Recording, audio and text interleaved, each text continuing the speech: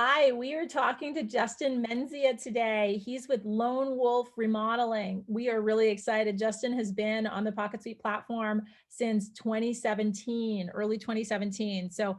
He's got lots to talk about. We're going to learn a ton about his business and also just about his journey. Hey, Justin, I'm Chinwei. I'm one of the co-founders of PocketSuite. How's it going? It's going really well. Thanks for making the time. Yeah, no worries. Definitely glad to be here. Definitely glad to be on with you guys. Your resource with PocketSuite has been invaluable since I started the company. So Excited to hear that. What I've been dying to ask is, how did you get the name Lone Wolf? Like, what's going on there? yeah, actually, it was. I don't know if you remember. I don't know if I've ever talked to you on the chat because I know it's a few of you guys. But Yeah. originally I started off at Justin's Handyman Services. That was the company name. Right. And I subsequently changed that actually this summer, and that was for a few reasons. One, I was gradually transitioning into primarily doing remodels anyway.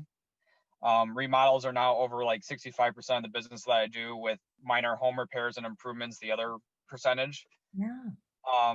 And the other part was I wanted to kind of distance myself away from the handyman side of things. The reason being is that unfortunately there's a lot of guys and gals out there who aren't insured, they don't have the licensure, they don't have the education and everything, and they call themselves handyman, which is fine. And I'm not saying they don't do good work, Yeah. but there can be, a negative connotation to that term. Yeah. So I decided since I was moving on and doing bigger projects and everything, it was time to drop that. And that's how Lone Wolf came to be. And the Lone Wolf was actually one of a call sign I had too when I was a cop. So it kind of all came together because I am a working general contractor. I don't just coordinate my projects and then sit at home in the office and have at it, guys. I'm out there. I do the rough carpentry. I do the finished carpentry. I oversee plumbing, electrical, and HVAC, and then I also do all the finishing stuff, so tile work and putting in hardware and the like. So it kind of fit well with all that coming together, and Lone Wolf being that I'm the primary interaction that my clients are going to have with. Well, it definitely, when I saw it, I was like, gosh, I'm thinking kitchen remodeling, I was thinking bathrooms, I was thinking about like beautiful new homes. So it did the trick, and I would have definitely had a different association for handyman. So that's your instincts were right there. Right. Yeah. When you think handyman, you don't think the large projects, new construction, Exactly. houses, everything. Exactly. So You're it was absolutely a right. good move, and I was really happy that I did that. And that's for as much as I'm looking kind of towards the future, that's the way it's going to stay. So it's interesting. You've given us a little bit of an inkling of kind of your where you got your start. It sounds like you used to be a police officer and then moved in. Can you tell us the story of how you kind of started your career and how you got to where you are today? Yeah, I mean, ever since high school, I knew I wanted to be a cop. And I was working towards that all the way through college.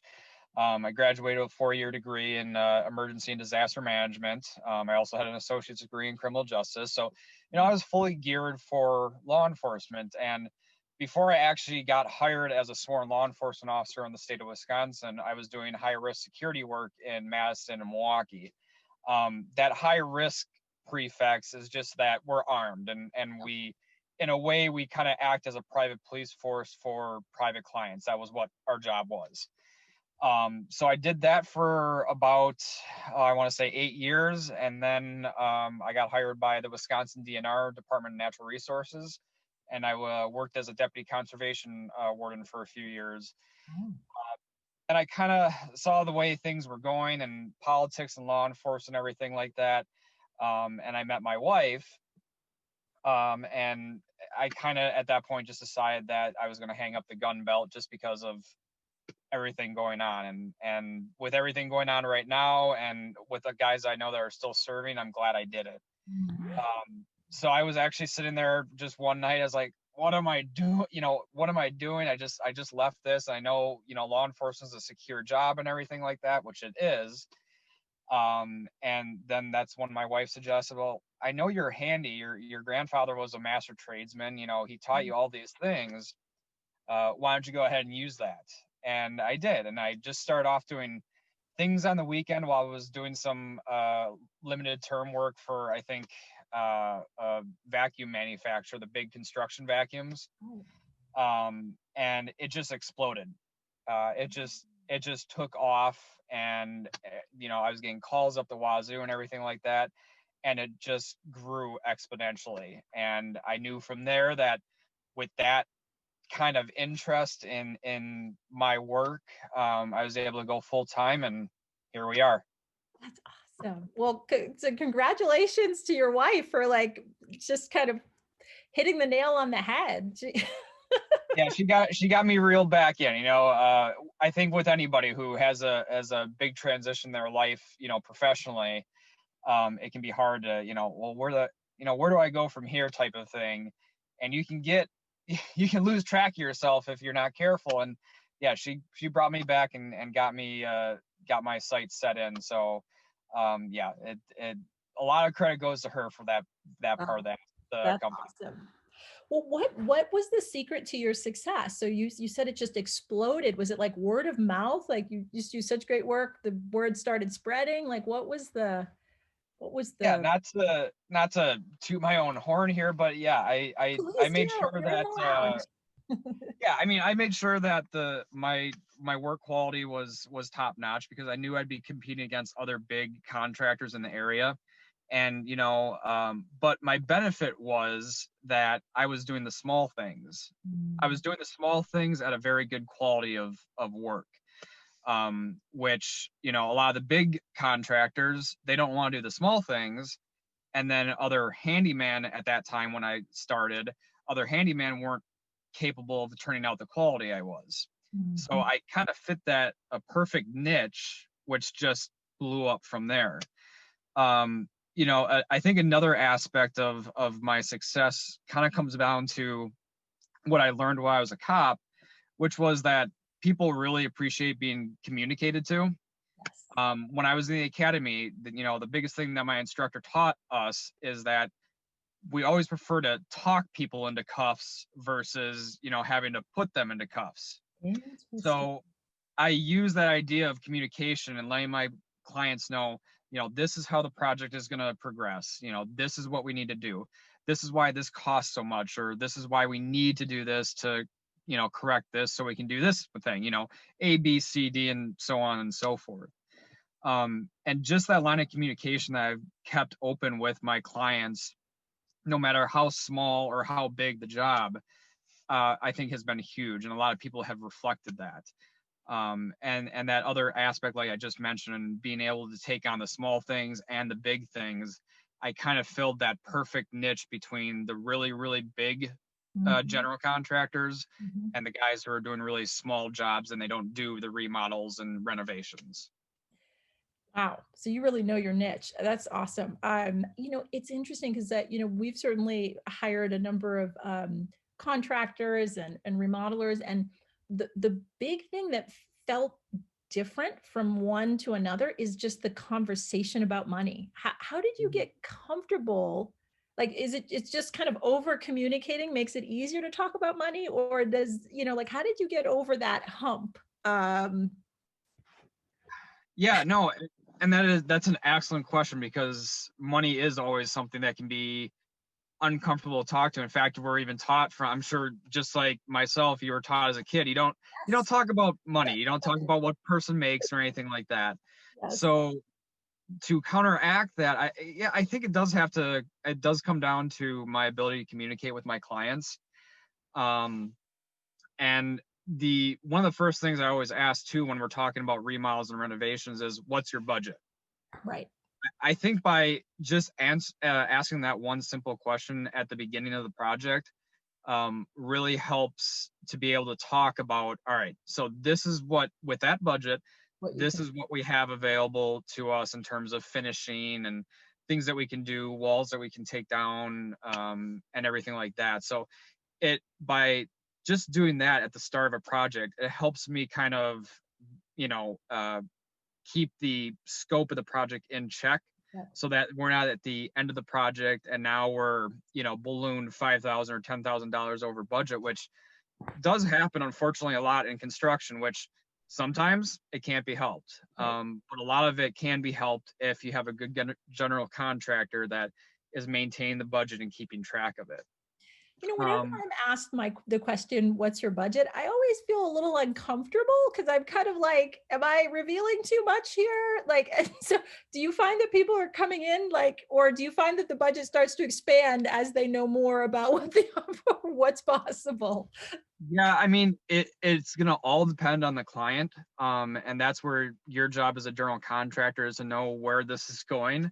I've definitely had people where I know, after talking to them a little bit, I'm like, they're going to add stuff. And once you know it, a few minutes later into the conversation, they're like, well, can we add this? Can we add a pot filler? Can we add all under cab lighting, et cetera, et cetera? Yeah. And really it comes down to is you're not going to, you're not going to try to offend them by saying, no, you can't afford that. Right. That's a very curt and very unprofessional way of saying that.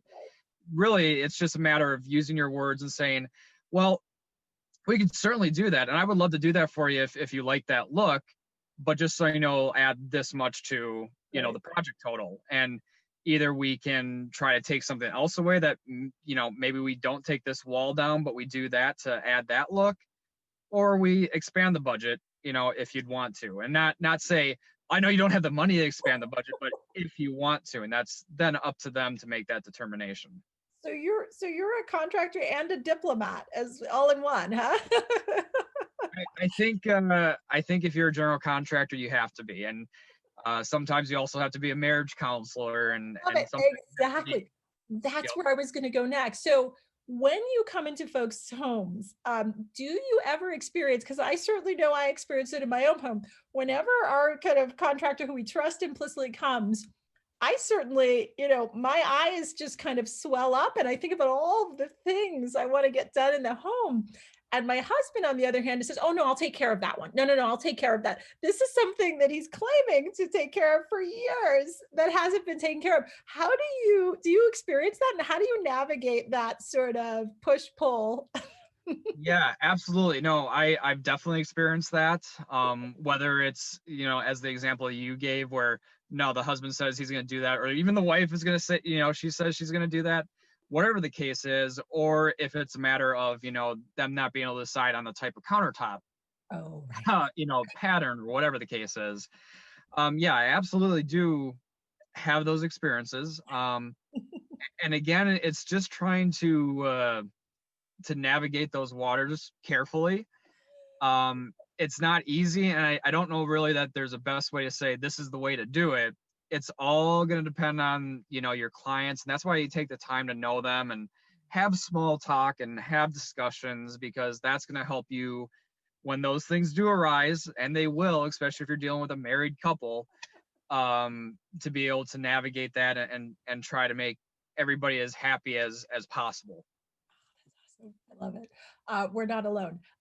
So what's the best part of running your business for you? Like when you feel like, oh gosh, you look forward to this part of your day the most. Um, I mean, I think the best part is bringing the project to completion and seeing the client's face and seeing how their space has been transformed and what they now have with them, and as a completed project. I try to be very involved with my clients. I have a designer that works very closely with me, and I work very closely with her and everything. So everybody kind of becomes a little tight knit family, if you will, during every project. Mhm. So when we get to the completion, you get to see their faces and see how happy they are about it, and the fact that also that they contributed to the project. One of the things I kind of always joke with people is like, I'm sorry this isn't a Property Brothers type of reveal. Because you watch that show and they walk in, it's like, oh, type of thing. I can honestly say I've never had that, but that's because the majority of the time my clients are living through the project. Right. They're not they're not at another location, or they're not going to a hotel Right. while the project is being completed. So they get to see it as it comes along. Right. But one of the things with the Property Brothers, with Jonathan in specific, is that he kind of puts the project together. He has an idea of, what the clients want, but at the end of the day, he's doing the overall design and putting that into place. Right. Whereas my kind of way I do things is that, I'm letting the client to make those decisions. Right. I will provide any guidance, and my designer Tanya, she'll provide any guidance. But at the end of the day, it's going to be their decision. I think that's really important because I want them to be happy with that, rather than having somebody just come in and say, "Well, this is what we should do." No, no, no. It's your house. You Right. should make the decision on exactly how you want it to look and how you want it to be finished. Right. Wow. Yeah, those reveals are quite exciting. But you're right. I always wonder after the fact, they're like, I would have chosen a different tile. So if you sort of think forward in as you think about your business, and you think about what is most exciting for you on the horizon, what would you like to see happen in the next year or so? Yeah, I mean, I think the 5-year plan with my wife and I is that eventually we're going to get into flipping homes in our, we call it the North Shore area. And the North Shore here in the city of Milwaukee encompasses the smaller municipalities like Shorewood, Mhm. Whitefish Bay, Fox Point, Bayside, and the like, on the coast there of Lake Michigan. So the nice thing about that is there's a lot of houses in that area that they're very old. I mean, some of them were built in the early 1900s, Wow. and they're still standing. So one of our goals when we do flip homes is to remain true to the character of the home rather than blowing out all the walls and Mhm. starting from scratch. Mhm. We, both my wife and I, and both of us really appreciate old architecture and the craftsmanship that went into that kind of work, which is something that unfortunately we'll never see again, because Fabric. even the people who can afford, to put in a whole ton of fine craftsmanship, they're not going to. They're just not, because it's not a practical budgetary, thing that you would do if you're building a house.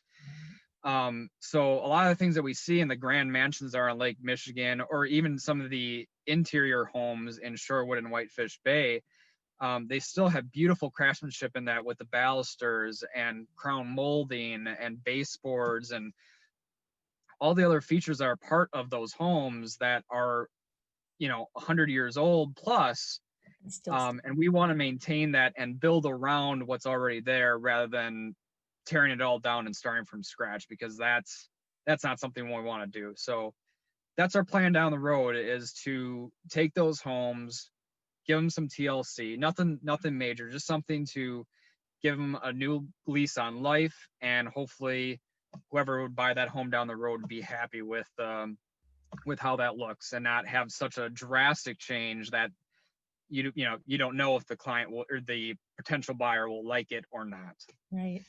Yeah, I mean, I think honestly, I grew up in a house that was like from the 1900s, and yeah, the sort of interior work, the craftsmanship, you don't see that anymore. You really don't. In Unfortunately, yeah. Boston, there's so many of those kinds of homes, but yeah, it's unfortunate.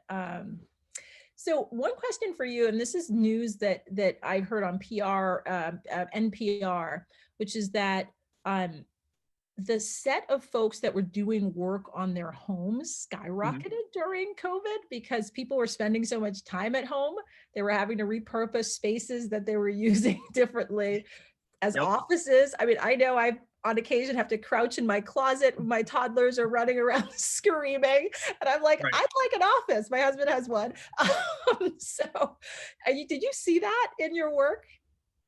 Yeah, the trades right now is absolutely on fire. Not just hot, it's literally on fire, with the amount of work that's being done in the communities here, not just in my own, the North Shore area, but across the nation. It's just, it is just a hot field to be in right now. And the nice thing is that the trades in general is pretty proof in terms of recession, downturns, things like that. I mean, there are times that you'll, not have as much work as you normally do, but right now it's just so busy. I mean, as of right now, I'm booked out till May, with projects, Wow.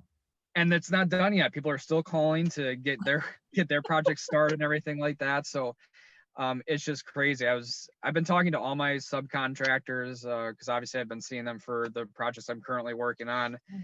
Yeah, everybody's just saying it's just crazy with the amount of work that we have right now. And it is in large part due to COVID and people being home, and they're like, I hate that wall. Or like you mentioned, we need another office. We're both at home, working at home.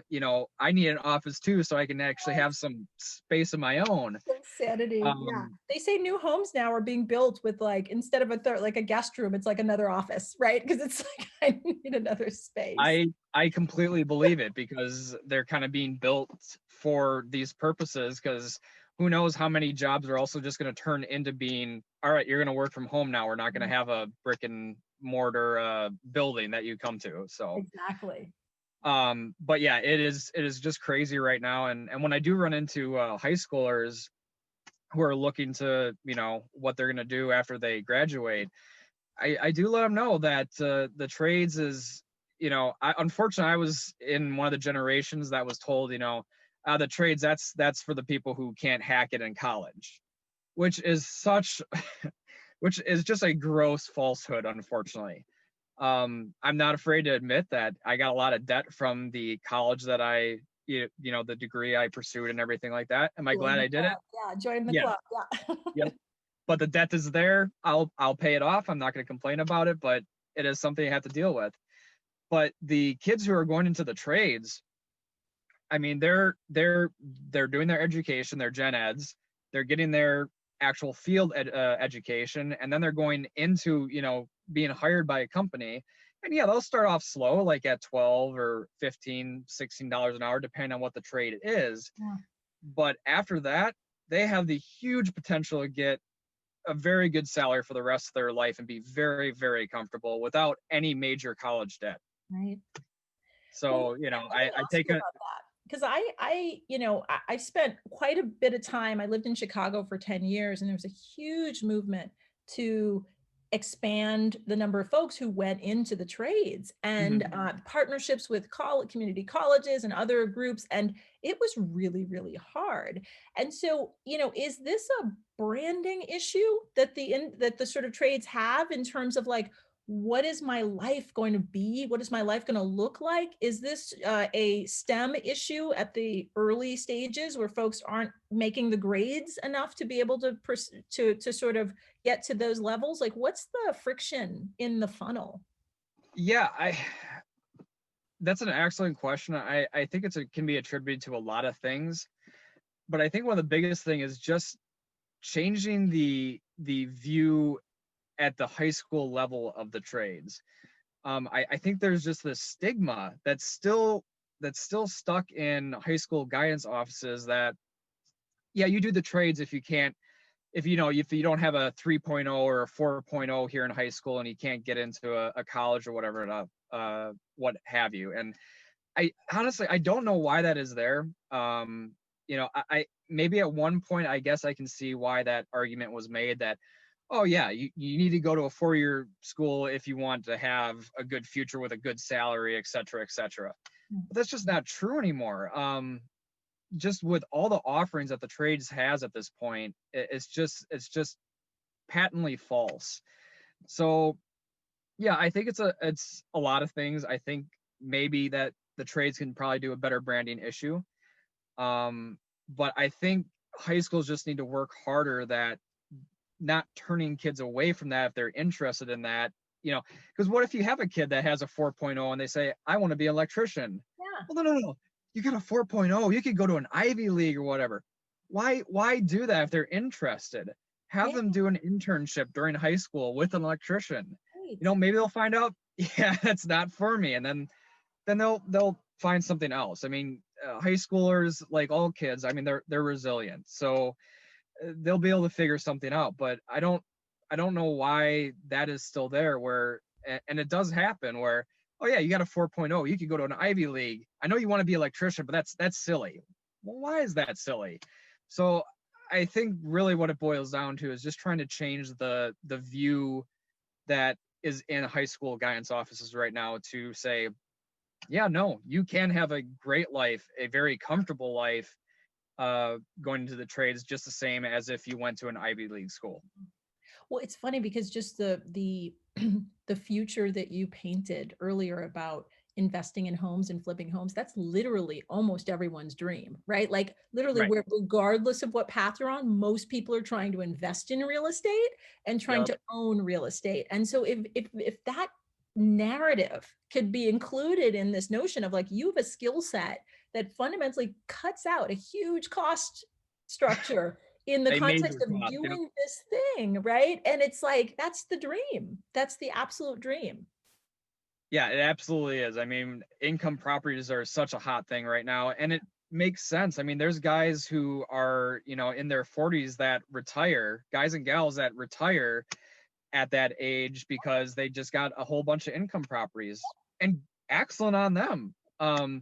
But you're absolutely right. If you have that skill set, you can reduce your cost even more, that you're giving more money back in your pocket. So yeah, you make an excellent point. I think that would be a great way to kind of get the interest in there because, kids in high school now are sure aware of income Oh yeah. properties. So if you could tie that in and say, you do this and you can still retire early, Write your own ticket. but you can also cut down a whole bunch of costs. Maybe it's something to look into. Might be very interesting. So final question for you. Just well, actually two questions. One is a message to the PocketSuite community as you think about the set of folks who are coming up in this craft, in this trade, and are building their businesses. What advice would you give them for those that haven't yet kind of gotten to where you are? Um, God, it is really hard because there's no single good answer for or single good piece of advice that can resound with everybody. But I think the biggest thing is just perseverance. There's going to be times that it's going to suck. I've had those days. Sometimes I still have those days like, what did Today's I not one of those do? days, right? Yep. And I think it's the biggest piece of advice I can give is understand that that's normal. You're going to have your downturns. You're going to have your down days. You're going to have those days where like I just said, why did I do this? But you'll get there if you persevere. It's just through hard work that a business is successful. Yeah, if you get lazy and you don't take care of your customers, if you're not watching your accounts, if you're not watching your budgeting, if you're not taking care of your taxes, yeah, there's things that are going to happen that is going to make it very difficult to keep moving forward. As long as you do good housekeeping and take care of your customers, you're going to do all right, and you will succeed at what you're doing, so long as you keep that perseverance up and maintain those things. Awesome. We may reach out to you to provide some mentorship for folks who are coming up, just some advice. I think they'd really value it. So final question is, what has been the difference maker for you as it relates to using PocketSuite? What has been really critical in terms of your experience? Basically the one-stop shop, with the amount of features that you have available on there for video conferencing and taking care of doing card payments, scheduling, everything like that. It really is nice that I can just open one app, and take care of everything that I need to for the maintenance of the business and the maintenance of my customers.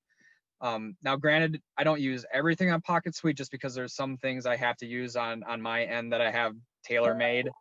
But for the most part, I use a lot of the features on PocketSuite, and it's just nice, like I said, to just come to one app on my phone rather than opening a whole bunch for different things like signing contracts and swiping cards and making schedules and all that stuff. It's just made my life so much easier and more streamlined. And when you're running your own business, the more you can make things streamlined, the less stressed you're going to be. And that's just had a huge impact as I've gone through these years of running this business now. PocketSuite has kind of just made it so streamlined and so easy to get everything that I need to run a successful business. There's just been a lot less stress because of that app. Justin, you're awesome. Thank you so much for spending time with us. We're going to promote Oh, you on IG, on Facebook, and on our website, and spread the good word. Thank you. sounds great. Yeah, it was a pleasure finally putting one of the faces to the names of PocketSuite. So it definitely was a pleasure talking to you about this. And yeah, I'd be happy to do a mentorship if you have that down the road. That's awesome. Thank you. Send our best to Anne. Yeah, we'll do it. Thank you. Okay, bye. See ya.